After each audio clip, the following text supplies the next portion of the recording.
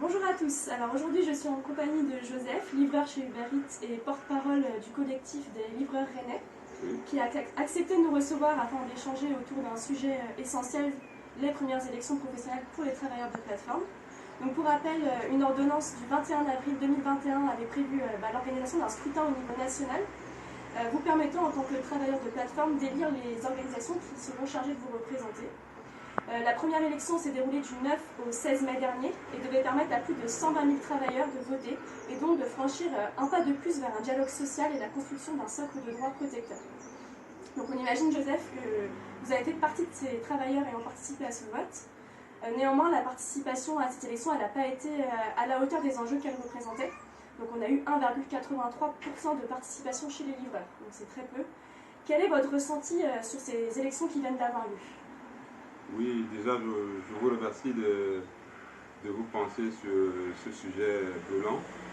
Et je voulais déjà noter que la livraison de repas en soi, c'était tout simplement fait par des restaurants qui avaient les moyens d'un 2 roues ou à vélo de pouvoir livrer les repas. Mais depuis un certain temps, l'Union indépendante, la branche de la CFDT qui s'occupe des auto-entrepreneurs et que je représente aujourd'hui, s'est penchée sur ce sujet, a travaillé au niveau du ministère du Travail et avec le législateur. Certes, tout n'est pas encore finalisé, mais d'ici la fin de l'année, tout ça a été retardé par les élections présidentielles et législatives. On a tout mis en berne en attendant que tout ceci passe, mais le travail de livraison sera aujourd'hui reconnu officiellement comme un boulot, sera un boulot comme un métier comme un autre. C'est-à-dire le travailleur pourra enfourcher son vélo et aller faire ses livraisons et bénéficier des avantages sociaux. Donc, en ce qui concerne les élections, il faut savoir que déjà, comme travailleur traditionnel, ce n'est déjà pas évident de se syndiquer. C'est-à-dire qu'en général, les employés vont vers le syndicat que lorsqu'ils ont un problème. Donc, déjà, vous voyez, même dans l'actualité permanente, il y a une espèce, entre parenthèses, désamour sur les politiques. Encore plus le syndicat, c'est-à-dire que les gens, aujourd'hui, comme je dirais tantôt, iront voir leur représentant syndical que lorsqu'ils ont un problème. Donc, c'était les premières élections déjà pour une activité nouvelle et en plus qui n'est pas encore officiellement, qui est en voie d'être reconnue.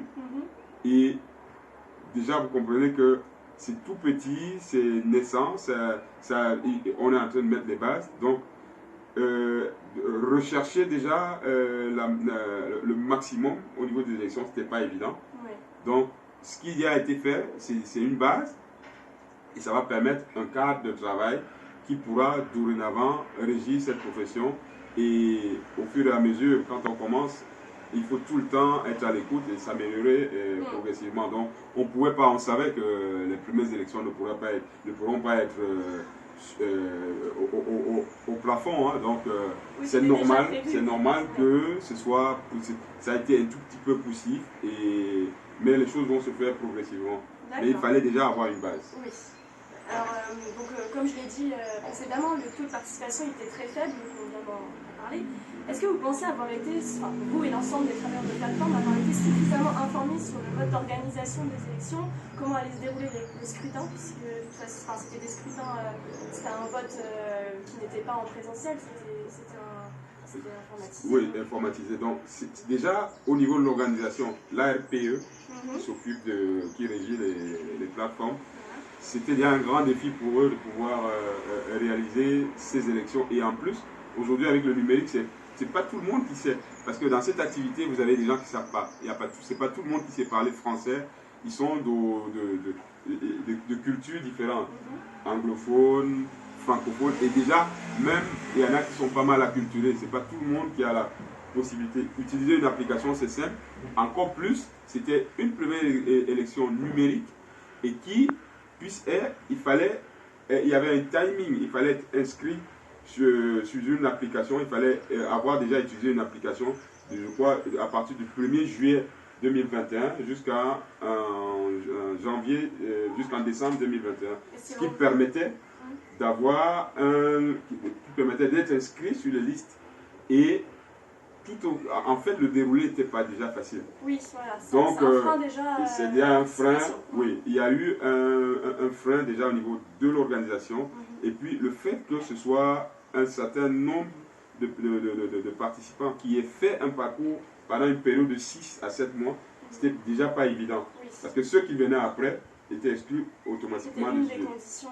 Oui, c'était l'une des conditions pour pouvoir voter. C'est en fonction de... En fait, c'est les plateformes qui ont... Parce que pour moi, c'était déjà un peu biaisé, déjà sur le mode de choix des participants à ce scrutin. Parce qu'il aurait fallu laisser carrément le maximum de personnes et ne pas mettre un timing précis pour pouvoir sélectionner ceux qui devaient être ceux qui devaient participer à cette élection. Donc c'était déjà un peu complexe pour les livreurs et en plus ceux qui ne savent pas lire, et il fallait les accompagner. Oui. Il aurait fallu avoir un accompagnement plus... Ouais, déjà en amont. Mais heureusement que nous, par exemple, au niveau de l'Union indépendante, donc la CFDT, on a tout fait pour avoir des personnes sur le terrain. Moi, j'ai été sur le terrain pendant cette période, du 9 au 16, pour expliquer, accompagner et permettre à certains des livreurs qui étaient éligibles, mais qui ne savaient pas comment, qui ne savaient pas au niveau du déroulé et la manipulation informatique. Donc, c'était pas facile, quoi. D'accord, ok. Et qu'est-ce que les élections représentent pour vous? Bon, les élections, déjà, comme je disais tantôt, c'est déjà un nouveau métier qui s'annonce. C'est-à-dire qu'en France, en tant qu'auto-entrepreneur, l'auto-entreprise l'auto-entrepreneur n'a pas aujourd'hui, n'a pas été bien légiféré. C'est tout nouveau, ça arrive et il y a tout à faire. Parce que dans une activité normale, les gens savent que lorsque vous avez travaillé, vous avez droit au chômage. Donc il y a tous les avantages sociaux et professionnels qui vont avec. Mais dans cette activité, rien n'a encore été fait. C'est-à-dire que lorsqu'on est auto-entrepreneur, on paye certes l'URSSAF, on paye ses cotisations, mais on n'a pas droit au chômage. On n'a pas une couverture santé. Donc tout ceci, on espère que d'ici là, que le travail administratif va être mis en place et que ça ne va pas durer, ça ne va pas prendre énormément de temps parce que le temps de l'administration n'est pas le nôtre. Parce que si les choses vont vite, ça va permettre à ce qu'il y ait des assises et qu'on puisse organiser de façon à ce que demain, le gars qui va travailler, qui sait que derrière, après un certain nombre de temps, s'il a un accident, il peut se soigner. S'il a un arrêt, il peut avoir droit au chômage. Donc, il y aura certainement des avantages, mais il faut déjà qu'on s'assied et qu'on puisse travailler là-dessus. Donc, c'est important déjà que l'administration est là, qui a organisé ces élections, valide tout ceci. Et en plus, au niveau des plateformes. Parce qu'aujourd'hui, Uber, les grosses plateformes qui existent, Uber ou Deliveroo, moi je vais citer que c'est là les plus grosses, font des prix, par exemple, qui nous appliquent, c'est des entreprises privées. On ne sait pas sur quelle base ils vont, parce que nous, par exemple, on a le coût on a des coûts inhérents à la vie courante, l'inflation et tout, donc tout monte, et nous, on doit aller travailler. Pour ceux qui, certes, sortent de chez eux, ils ont le coût de la vie, les difficultés, la vie qui est chère, donc comment font-ils pour, avec les petits prix que les entreprises, ce qu'il faut savoir, c'est qu'au départ, Uber, par exemple, je prendrai le cas de Uber, lorsqu'il créait en 2017, lorsqu'il arrive en 2017, il aurait seulement fallu d'être en ligne, c'est-à-dire avoir l'application et la mettre en jour. Rien que le fait de rester des heures en ligne, il vous payait. Bon, maintenant, au fur et à mesure des jours, ils ont acquis le marché et presque le monopole, c'est pour les deux entreprises. Et les prix sont partis à ce que moi j'appelle l'entonnoir. Vous savez, à la marche, c'est tout grand, et puis tout petit, ça s'est effiloché. Donc ça fait que les prix sont devenus tellement bas, et c'est eux qui font les plus fixes les prix, et nous, nous ne savons pas. Donc si aujourd'hui, il y a des assises, on pourra discuter et améliorer peut-être au niveau des prix, partant peut-être améliorer le quotidien du livreur, quoi. Oui, c'est là à peu près ça. Donc, mieux les choses, plus vite les choses vont se faire. Et en ce moment, il y aura certes des revendications, il y aura des discussions qui permettront aux livreurs demain d'avoir une meilleure qualité de vie. D'accord, très bien. Certains travailleurs, ils sont très attachés à leur statut d'indépendant, parce qu'on l'a vu et revu, et ils redoutent une possible officialisation d'un statut tiers entre salariés et indépendants. Est-ce que c'est votre cas à vous?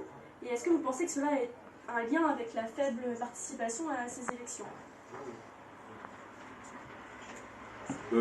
Moi, personnellement, je ne pense pas que, et ça c'est le ressenti de la plupart de mes collègues, la plupart des travailleurs préfèrent rester indépendants, souhaitent rester indépendants. Bon, maintenant, si l'administration nous l'impose, je ne sais pas comment on va faire, mais on devrait pouvoir, nous, le ressenti qu'on a, c'est de rester indépendant. Parce que lorsqu'on est indépendant, par exemple, on a la flexibilité. Moi, j'ai longtemps travaillé en entreprise, mais c'est cloisonné. Vous le verrez avec le temps. Par exemple, beaucoup de jeunes aujourd'hui n'ont plus besoin d'aller s'asseoir dans un bureau et rester 7 heures de temps, avoir des heures précises. Et ça, c'est pour beaucoup de personnes aujourd'hui. Je n'ai pas les dernières statistiques, mais au moins 40 à 45% par exemple de jeunes n'aimeraient pas rester cloisonnés dans les bureaux et avoir des boulots traditionnels où ils vont absolument avoir un CDI, avoir envie de faire ce qu'on veut, à l'heure où on veut, et pouvoir travailler. C'est beaucoup aujourd'hui ont envie de le faire. Mais maintenant, il faut qu'il y ait un cadre qui puisse régir tout ça. Parce que si aujourd'hui, tout ça a été calqué sur des principes où les gens allaient travailler en CDI, ils avaient des droits automatiques, ils avaient le chômage et tout. Et maintenant que ça devient, beaucoup de personnes veulent être indépendants, il faudrait que le cadre change et que justement le législateur puisse travailler avec le ministère du Travail pour que tous ceux qui vont être indépendants, qui préfèrent rester indépendants, aient le même cadre comme l'activité traditionnelle, c'est-à-dire que demain, les mêmes protections sociales, les mêmes avantages et in fine quoi. Donc, si je vais travailler, je peux être sûr que demain je vais avoir le chômage, donc c'est extrêmement important pour moi. Donc, c'est un peu ça quoi. Très bien. Bah, je vous remercie Joseph d'avoir accepté de nous recevoir. C'est moi qui vous remercie d'être passé. Ça permet qu'il y ait une écoute, qu'il y ait une discussion et que demain qu'on ait des lendemains meilleurs quoi. C'est comme ça qu'on arrive à améliorer non seulement l'activité mais le quotidien des personnes. C'est avec des personnes comme vous en devenir et ceux qui acceptent de discuter comme ça, l'État comprendra qu'il y a des gens qui ont besoin et qu'il faille s'appesantir là-dessus. En tout cas, merci. Merci à vous. Et on se retrouve demain pour un autre sujet. À bientôt.